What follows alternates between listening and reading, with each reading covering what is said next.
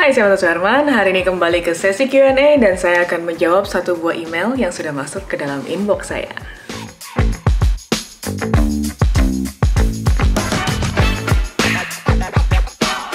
Makasih banyak buat teman-teman yang udah kirim email ke martasuherman@gmail.com. Hari ini saya akan memilih satu buah email untuk dibahas. Email yang saya pilih adalah email dari Yan Wibisono. Alamat emailnya adalah yan.wibisono@gmail.com. Di sini ada pertanyaannya. Halo Mbak Marta, boleh ikutan di review jepretan saya ini ya Mbak? Ceritanya ini tikus yang berhasil tertangkap ke dalam perangkap tikus di kamar saya. Dia nyelonong masuk dari pintu belakang. Setelah tertangkap, saya abadikan. Makasih banyak, sukses selalu. Exif-nya adalah 1/60 untuk shutter speed-nya, kemudian menggunakan f5, menggunakan ISO 800 dan juga focal length 123 mm. Kemudian lensa yang digunakan adalah lensa Canon 50-250 mm.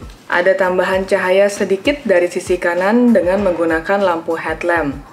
Komposisi aslinya tidak ada cropping, hanya memberikan sentuhan filter warna dari Lightroom, tapi tetap mempertahankan kenaturalannya.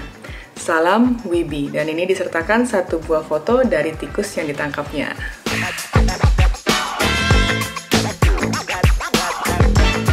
Sebelum saya membahas topik hari ini, saya ingin mengucapkan terima kasih banyak buat teman-teman yang selalu support channel ini dan juga yang sudah subscribe.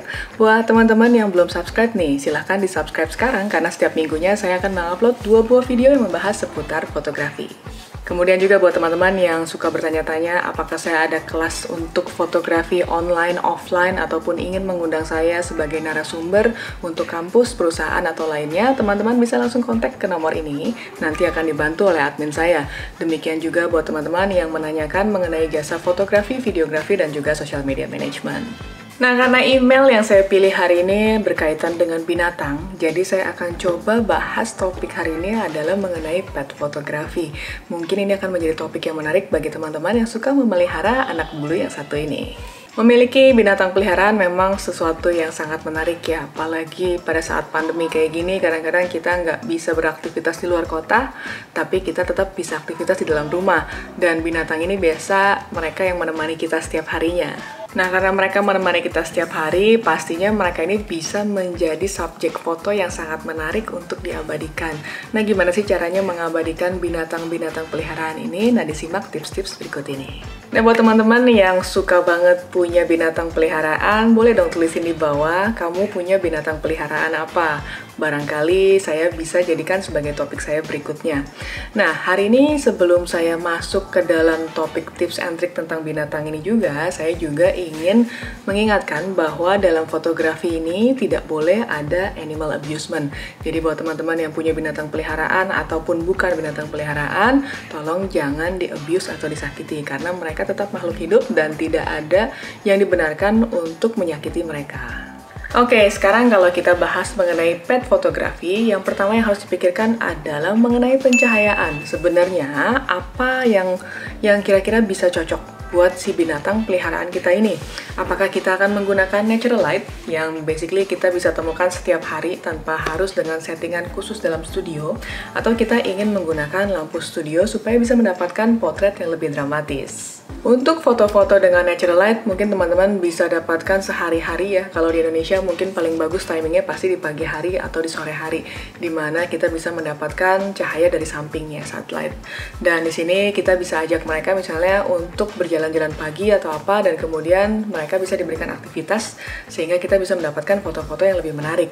Tapi ada kalanya beberapa foto itu diambil di dalam studio, tapi di sini ada satu challenge tersendiri di mana teman-teman juga harus perhatikan karakter dari binatang kita ini. Ada kalanya mereka akan terkejut dengan bunyi dari lampu studio tersebut. Kemudian sama dengan foto manusia, mata itu menjadi fokus yang paling penting. Jadi kalau teman-teman mungkin pelihara anjing atau kucing yang dimana mereka memiliki moncong ya. Jadi kalau anjing kan kadang-kadang lebih panjang moncongnya. Nah, kadang-kadang focusingnya suka meleset di hidung. Nah, teman-teman harus perhatikan focusing harus tetap jatuh di bagian mata. Kemudian tips yang ketiga adalah mengenai angle. Nah, di sini kalau teman-teman tahu, binatang ini kan biasa berjalan di lantai gitu ya. Kalau teman-teman peliharanya mungkin kucing, anjing, atau hamster. Nah, kalau kita memotret dari sudut pandang manusia, kita pasti akan melihatnya secara high angle, dimana kita melihat ke bawah dan anjing atau kucing ini ada di bagian bawah. Nah, kita harus mencoba melihat mereka dari perspektifnya mereka.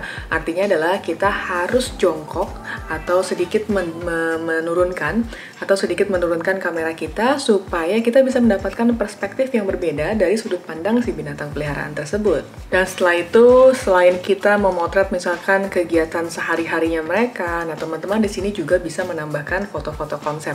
Artinya teman-teman bisa menambahkan kostum-kostum yang lucu-lucu, atau misalnya teman-teman ingin bercerita tentang sesuatu gitu, kita tambahkan properti-properti di sekitar dia supaya ceritanya itu bisa menjadi lebih menarik. Kemudian kalau kita memotret binatang, otomatis harus ada upahnya.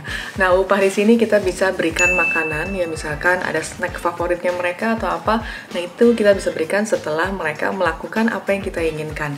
Jadi misalnya kita suruh dia duduk gitu ya, sit atau apa. Nah, habis itu setelah mereka mengikuti peraturan itu, baru kita kasih upetinya ini nih, upah dari hasil kerjanya mereka.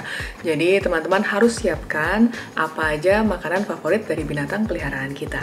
Selain itu, binatang-binatang ini memiliki karakter yang berbeda-beda ya. Jadi teman-teman harus perhatikan dan harus kenali benar binatang peliharaan kita ini. Apakah ia model yang takut terhadap cahaya atau dia takut terhadap bunyi. Nah, teman-teman harus perhatikan apabila mereka memang tidak nyaman dengan lampu studio, ada baiknya kita memotret dengan menggunakan cahaya natural. Nah, kemudian poin penting yang harus diperhatikan adalah lokasi. Kalau tadi fotonya Yan ini di mana foto tikusnya dia ada di dalam kandang tikus. Nah, teman-teman mungkin kalau teman-teman punya binatang peliharaan mungkin bisa ditempatkan di tempat yang lain. Kalau di sini memang mungkin Yan ingin bercerita bahwa tikus ini tertangkap ya. Jadi memang sesuai dengan lokasinya dia diletakkan dalam perangkap tikus itu sendiri. Tapi kalau misalnya teman-teman ingin bercerita hal yang lain, mungkin teman-teman ingin menceritakan bahwa ia berada di dalam kandangnya yang bagus atau diajak berenang atau apapun itu. Nah, teman-teman harus memperhatikan lokasi-lokasi tersebut. Kemudian setelah itu tips berikutnya adalah harus sabar. Selama kita memotret seorang anak ataupun seekor binatang, ya semua makhluk hidup itu kita harus bersabar. Karena mereka ini pasti agak sedikit sulit untuk diarahkan. Terutama kalau misalkan kita bicara tentang binatang yang memang gesit banget nih, yang mereka suka lari sana-sini. Nah, itu pasti kita harus ekstra sabar untuk memotret mereka. Kemudian tips berikutnya, kalau teman-teman melihat misalnya binatang peliharaan kita itu tidak bisa tinggal diam, jadi artinya dia nggak bisa diem cuma di foto terus pose-pose gitu, nggak bisa. Nah, teman-teman jangan khawatir, karena kalau mereka memang lebih suka di foto outdoor dengan activity, itu juga bisa menjadi hasil foto yang menarik. Misalnya mereka pada saat lompat atau mereka sedang guling-gulingan atau apa. Nah, itu pasti bisa menjadi sebuah cerita yang menarik untuk pet fotografi. Kemudian tips berikutnya mungkin buat teman-teman yang mungkin memiliki binatang peliharaan yang kemudian dilombakan untuk kejuaraan-kejuaraan tertentu gitu ya. Mungkin teman-teman juga harus memperhatikan pose-pose dari binatang ini. Misalnya kalau saya pernah lihat dulu ada kompetisi anjing gitu ya, dimana kita juga harus memotret mereka sesuai dengan proporsinya. Artinya adalah gimana posisi kaki mereka, posisi badan mereka, angle-nya harus dari samping kah, dari depan kah. Nah, itu teman-teman harus perhatikan benar bagaimana angle yang harus diambil.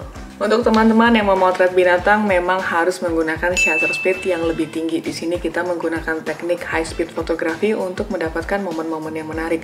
Jadi kalau teman-teman melihat binatang peliharaan yang mungkin suka lompat atau misalnya dia suka berlari gitu ya, nah itu akan lebih menarik kalau kita abadikan dengan kecepatan tinggi.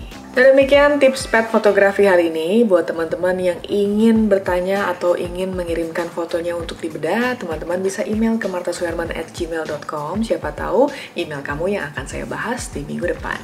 So, thank you for watching. Jangan lupa like, comment, subscribe, dan juga share. Sampai berjumpa di episode berikutnya.